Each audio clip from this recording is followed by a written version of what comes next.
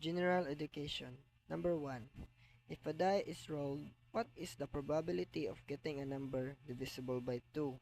A. 1/2, B. 1/3, C. 1/4, D. 1/6.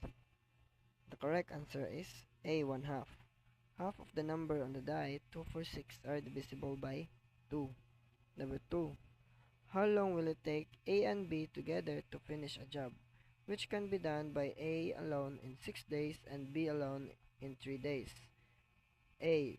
2.5 days, B. 3 days, C. 2 days, D. 3.5 days.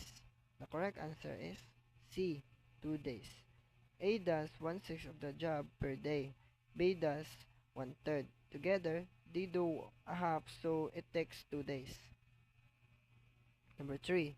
The acronym HTML means Hypertext Markup blank. A. Line, B. Language, C. Letter, D. Label.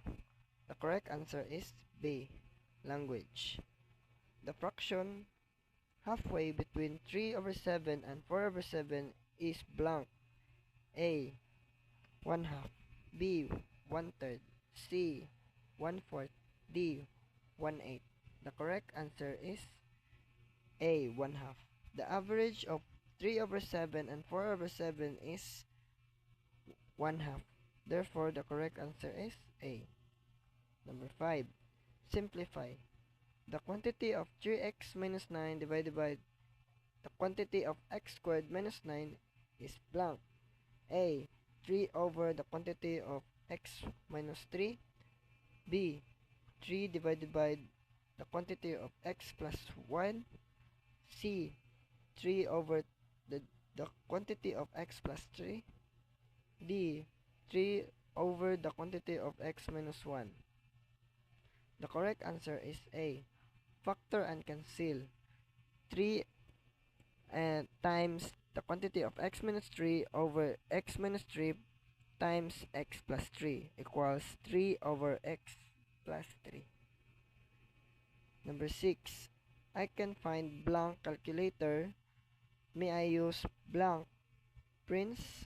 A. My, yours. B. His, yours.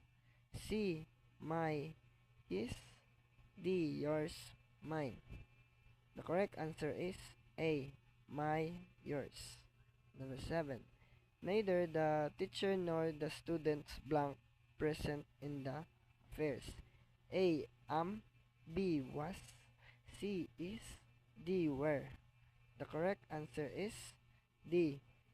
Use were to agree with the plural students. Next.